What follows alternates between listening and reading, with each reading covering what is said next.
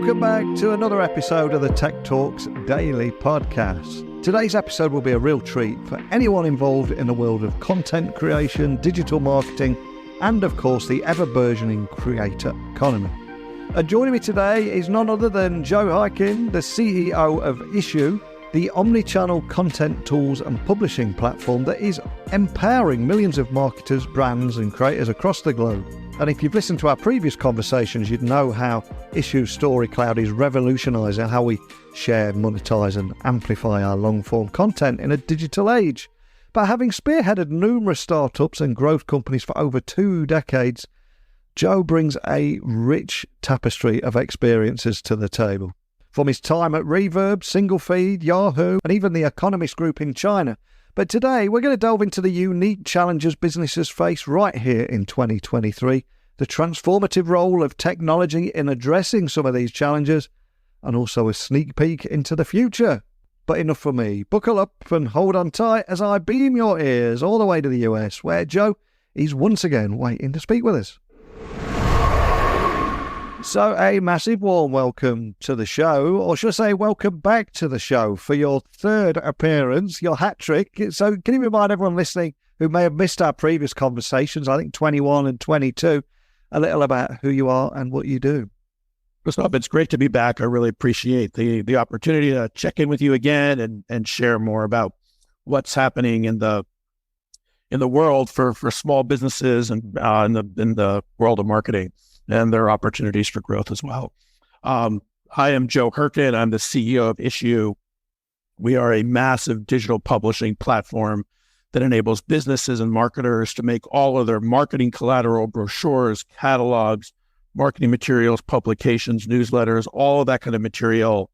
We enable them to make it digitally available in a range of different assets to be shared to all the channels where their audience happens to be or where they want to be reaching a larger audience as well. So we enable people to create content once using whatever tools they use, Canva, Adobe, whatever the tools happen to be that they're using.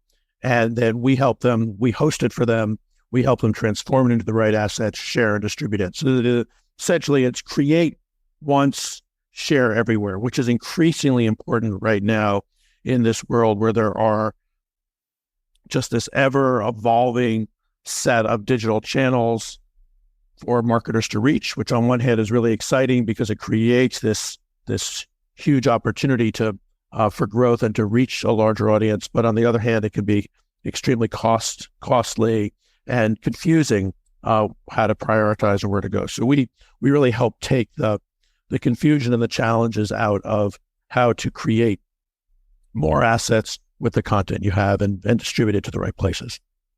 Well, it's a huge pleasure to have you back on the podcast. We last spoke, I think it was in November last year. And ironically, that was the time where everyone was starting to talk about ChatGPT. Little did we know that, 10 months later, the world would go absolutely crazy. And so many people were blindsided by that. So I'm curious, what kind of challenges for small business have evolved over the past few years and since we last spoke even? And what do you see as the biggest hurdles this year? The biggest hurdles this year are I think, similar hurdles that businesses have had over the last few years. Technology is moving really quickly. You just mentioned ChatGPT sort of blindsided a lot of people. And in the same way, this sort of ever-evolving set of channels continues to grow. So I think for small businesses in particular, one thing I think for all businesses at this point, particularly small businesses, is there is now an opportunity to be a small player with a global footprint. And that is something that is increasingly becoming available for even businesses that are 2, 3, 4 people. So you're able to, in the past, you were often gated by your geography. You could only operate or sell within a small portion of the world. And now you have access to tools that enable you to, a lot of our customers who use Issuu like to say Issuu helps them punch above their weight. So there's a whole set of tools that are inexpensive, that work together, that enable a small team to punch above their weight and make themselves available to customers in ways that were only possible for large companies before. So part of the challenge of that is making sure that you're working with tools that are able to integrate and work together. The second challenge, I think, is to be very careful about being, be cautious about how you get seduced by new technology. I think we can be learning a lot from what was happening in the early days of parallels. So, you think about the early days of search in the late 90s, mid to late 90s, early 2000s. Alta Vista was dominant. Ink2Me was dominant. And then all of a sudden, this little company with a colorful logo and a word that no one had heard of before, Google, came along, and they combined the best that technology had to offer with a business model that hadn't been conceived of before. So I think particularly when we're in this environment where technology is growing quickly and options are becoming increasingly available, be careful about getting seduced by just jumping into something. It is highly probable that ChatGPT will be an important, critical player in the future of how information is accessed and communicated. It's just as likely that in the same way that Alta Vista and Ink2Me were sort of swallowed by Google in a lot of ways, that there will be other players that will come up with the standard that we end up using. I think the second thing is I think we are going to be increasingly in a world where there is no one all-encompassing solution in the ways that we have had before. So there will likely be, there will be strong AI solutions that are valuable for particular categories, particular industries, particular businesses. You may not overly rely on one or two major new players. And then I think the third is, the big technology companies, the Googles and Facebooks and Microsofts and Apples are now in a position where they're offering elements of all these different things to a customer. And so sometimes that's good enough. Oftentimes you want to have something that's more specialty oriented for what you're doing. All these players have ways to provide a shopping experience. Few of them give you the real tools and functionality and flexibility that Shopify gives. So there's the opportunity. You want to be careful about making sure you're picking the tools that are useful to you as opposed to that are pitched to you. Yeah, 100% with you. And I think if we go back just 5 years ago, how creative you were, what you were able to create would often depend on if you can afford an expensive Adobe license and if you knew how to use them and done all the courses and read those books that big. But of course, now the barrier's really been lowered and all these tools offer simpler versions to whether it's creating graphics, whether it's editing video or audio or anything in between. So from your perspective... even Adobe, as an example, was the most sophisticated set of tools in the creative world and challenging. You really had to learn how to use the tools to be effective with them. And even Adobe now has come out with Adobe Express, which has a really rich, robust, easy to use interface. So we're seeing a real increase in simplicity and access for almost anyone. Again, I think there's this whole category of punch above your weight tools that businesses can take advantage of, and enables businesses to do what they do best, which is to create the products that they're trying to make available to their customers and to market those. And now they can leverage the tools to be able to communicate and tell their story effectively. Yeah, I was having a play with Adobe Express yesterday. Just phenomenal with the AI sensei involved in there as well. You could just almost create anything within a couple of minutes and minimal skills, really, can't you? Yeah. And I think that's a great example of where we talk a lot about AI and ChatGPT and all the different tools. It's about how to use them effectively. So the the tools that are incorporating AI into their workflow in a way that makes things more efficient are going to be the winners here. It's, I believe that AI ultimately is going to, in some form, it will actually create more jobs. There will be more people who can be creative, who can use the tools. There'll be more requirement for interesting hosting solutions, and so there'll be a range of new roles that get created. And what will happen is the software, there's always leaps in sort of the efficiency and ease of use of software. I remember years ago, I was the VP of sales and business development at a company called Virage, where we provided software that was tools for publishing and managing video content, video search. And when I first got to the company, we were selling software that had to be installed and managed on big servers. And then we started to figure out that we could help our customers use it and be much more efficient with how they use their video content now, instead of just having to go to broadcast. It opened up a whole new world. And so I think we're in one of those points of time in the technology world where there's going to be a leap in efficiency and a leap in how people use content differently than they had before. So there's going to be a lot more efficiency that becomes available. Yeah, 100%. And I think it's open to anybody listening as well. That's what makes it even more exciting. So with tech solutions helping small to medium-sized businesses, even solopreneurs, overcome so many of the challenges out there, I've got to ask, what role does Issuu play in all of this? Just for anyone listening that are hearing about you guys for the first time.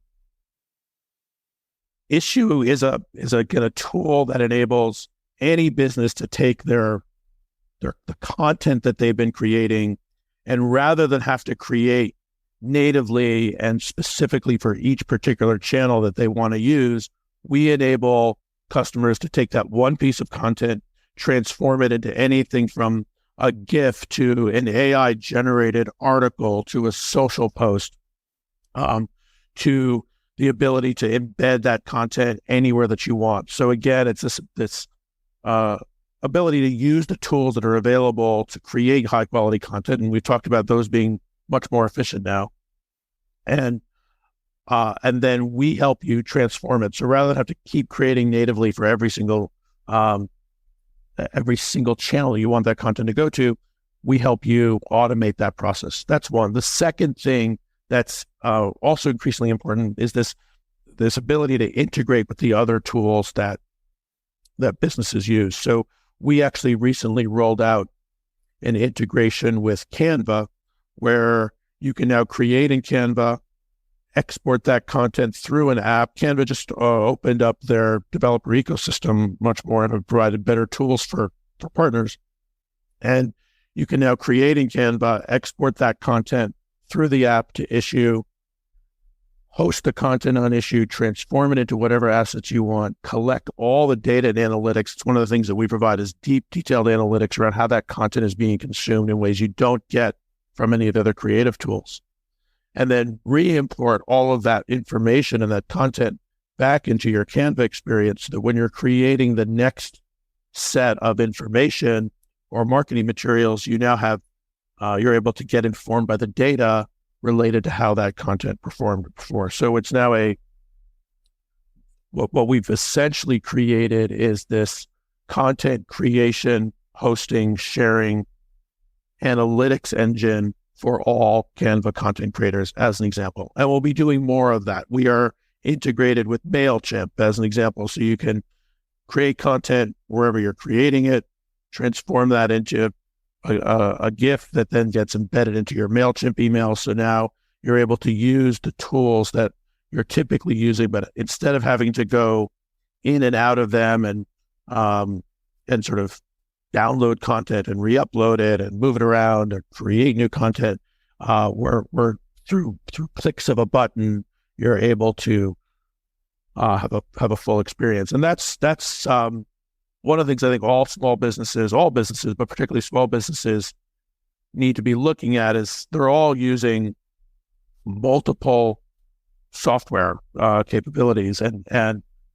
it's important for them to understand how do they work together as opposed to just what's the value from one particular product itself. I'm always talking when our product folks or any of the people at Issuu talk to our customers, of course, we're interested in how our customers are using and getting benefit and value from Issuu.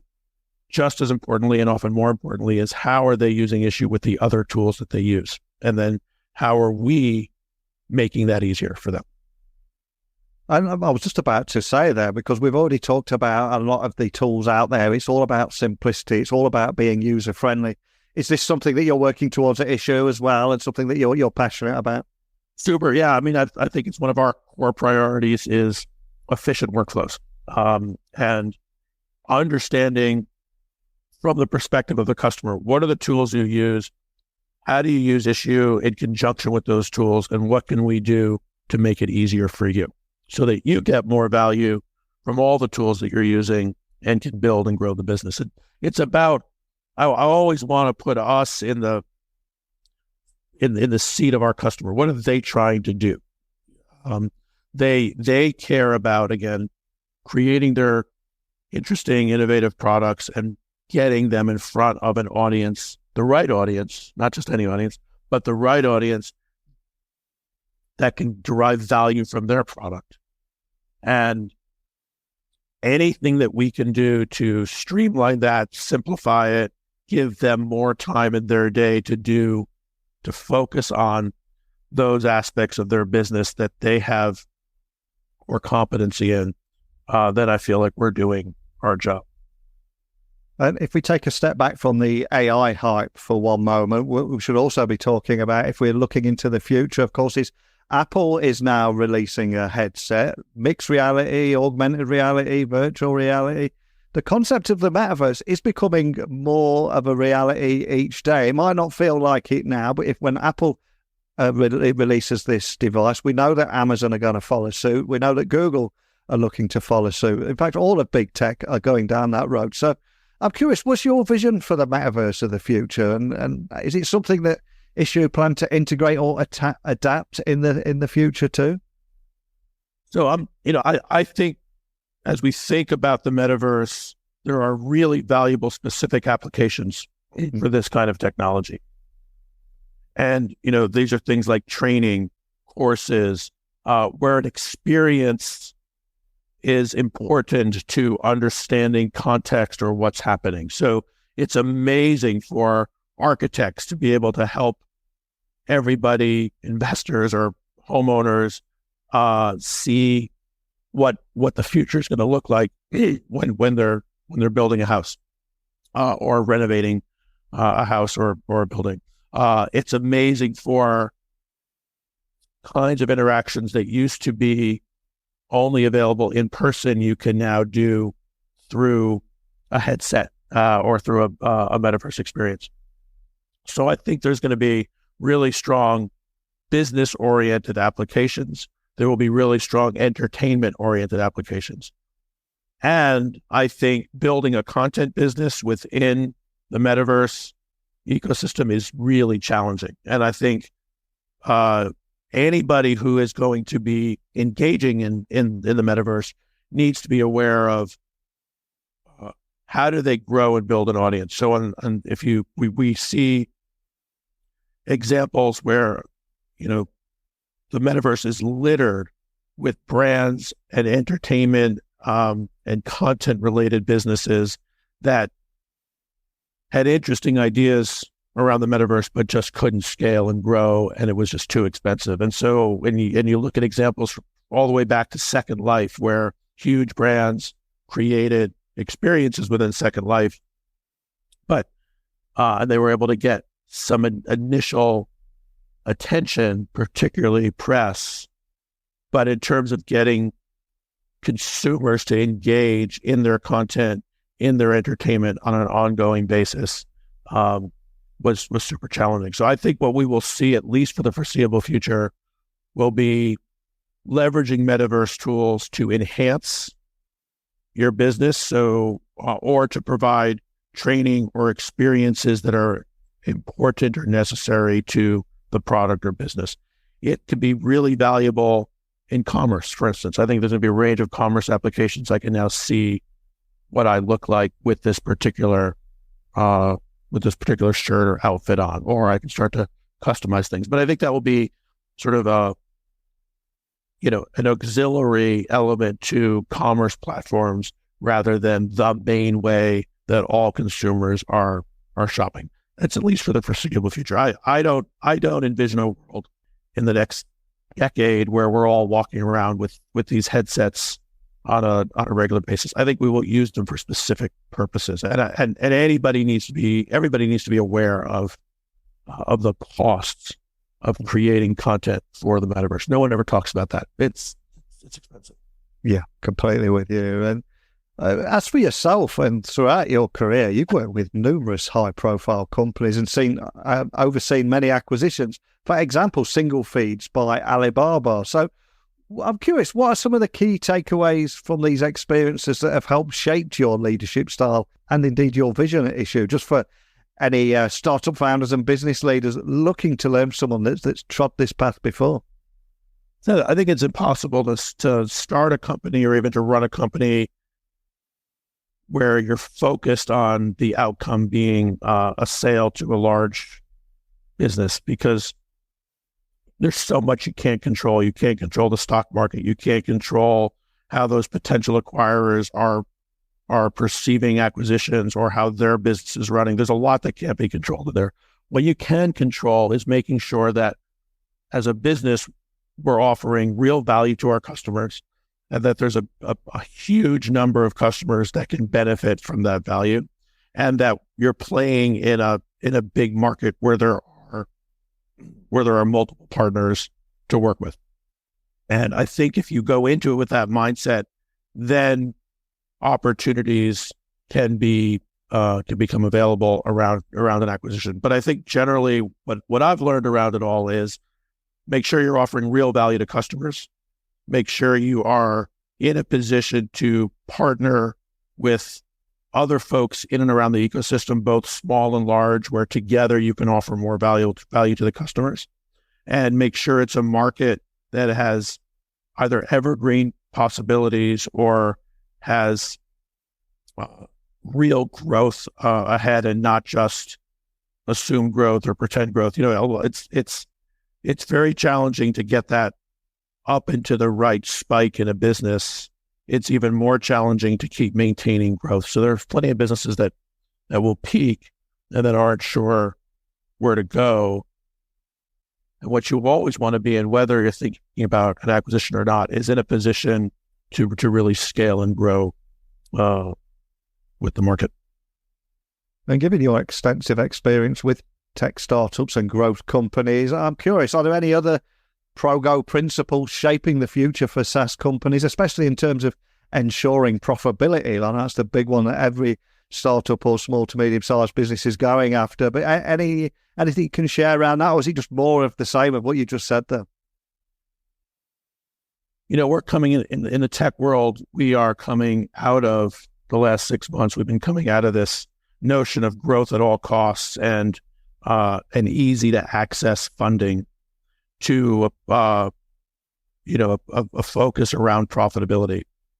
And it's actually very challenging to cut to profitability. You can do some of that, but you want to be in a position really from the beginning of a business to have a goal and a mindset around profitability. And that means that, so first of all, it's a mindset of getting everyone aligned around that, like really communicating to the company, we are about profitability and growth, not just profitability at all costs and not growth at all costs, but combining the two together and incorporating that into company values and how you operate. And then looking at, expenses are easily creep up. What services are you using? What tools are you using? What are the ways to be more efficient ourselves? I talk about Issuu being a tool for efficiency for other businesses, and we're constantly looking at how are we able to be more efficient ourselves and what we're using and how we're operating. And of course, we are in a period of global uncertainty, economic uncertainty. There's high interest rates, and inflation on its way up as well. And it's a challenging time for all startup founders and business leaders. So I'm curious, you've probably seen some of these tremendous highs and tremendous dips, the roller coaster ride many times before. So to maybe leave on a high, are there any key lessons that you've learned as a CEO when it comes to running a business? Because as I said, it feels awful at the moment, but I suspect you've been here before, right? I think we've all been here before. I think we talk about it being a challenging environment. I think running and growing a business is always challenging. And I don't mean that flippantly. There are always challenges. And so I think often we get into a situation where it appears that the environment that we're in is a new environment that we aren't experienced with and don't know how to operate within. The truth is, to get to wherever we are in our business, whether it's us at Issuu or any company, to get to where you are right now, you have had to overcome numerous challenges that and engage in numerous experiences that you had never had before. And so what I think is really important is to remember that we've exercised this muscle before. It's available to us. And so the same tenacity, creativity, ingenuity that was applied to all the challenges that have enabled you to get to where you are, you can apply that to this one too. And while we may not have dealt with the specific challenge that's in front of us, what we have done is applied the qualities, the characteristics, the muscle, and we can do that again to this particular challenge in front of us.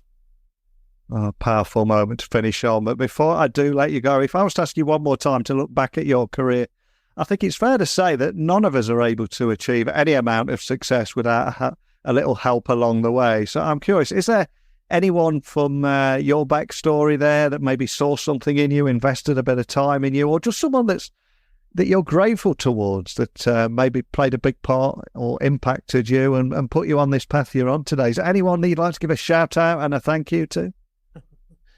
There are a lot of people. I would say the first thing is, throughout my career, I have been given opportunities to work on projects or initiatives that I didn't have deep depths of experience in before, but someone saw in me some sort of capability or some sort of tenacity, or felt like I could learn to do the work. And I think that's over and over and over again. So I think on one hand, I would thank everybody that has hired me or put me in a position to do the jobs that I have, and then let me learn and make the mistakes. So one is I'm grateful for all those people who have put up with the mistakes I've made along the way. Secondly, I would say a shout out to Paul Lego, who was the CEO of a company called Virage that I worked with back in the late 90s, early 2000s. And he was a CEO that was in the midst of a company that was in real transition, going from a sort of traditional software company into a SaaS company before SaaS was even a known acronym. And I learned a lot from how to transition a business and how to give folks a chance and an opportunity to build and create new businesses as well. So, but there have been a lot of people along the way that have given me a chance and opportunity. And I would say what I've most appreciated and what I try to do for others, or always want to be in a position to do, is to give, if folks are interested in exploring beyond their current role, I think that is always an indication of somebody who's going to be in a position to offer great value and be able to take on more leadership capability. One of the things I always advise interns is to call up, email, Slack the senior most team of a company where you're interning, and see if you can take the, CEO, VP of sales, COO, VP of engineering out for coffee and just learn. So start learning early in your career, and you'll be a career-long learner, and you'll give other people the opportunity to learn as you grow as well. Wow. Pure gold, as always, Joe. And before I let you go, for anyone listening, wanting to find out more information about anything we talked about at Issuu, maybe connect with your team, ask them some questions, maybe even connect with you and ask you some questions, since you've just put that out there. But where would you like to point everyone listening? Yeah, it's just you can find us at issuu.com. I'm happy to connect with anybody over LinkedIn or Twitter. So anyone wants to connect with me directly, those are probably the best ways to do it. For Issuu, come to issuu.com and see what we're doing. Well, so much we covered there, from small business marketing challenges here this year, and also why easy-to-use platforms are imperative for the future of the creator economy. Love what you're doing here. We'll have to get you back on next year. It's not all over at a hat trick of appearances, but a pleasure as always, Joe. Thank you. Thank you so much. So a huge thank you to Joe for taking us on another journey through the dynamic world of content creation, digital marketing, and the vast potential around the creator economy, and giving us all really a deeper understanding of how platforms like Issuu are helping creators and marketers navigate the challenges of our times. But of course, it is the beauty of technology, as we've learned today, lies in the ability to democratize content creation, lower the barriers, make it accessible and profitable for everyone. So if you are a content creator or someone looking to expand your digital footprint, remember, the right tools can make all the difference, and I highly recommend that you check out Issuu and what it has to offer. And as always, keep those ears tuned in to Tech Talks Daily for more insightful chats into the world's brightest minds in business and technology. But keep creating, keep innovating, stay curious. Thank you for listening, and until next time, don't be a stranger.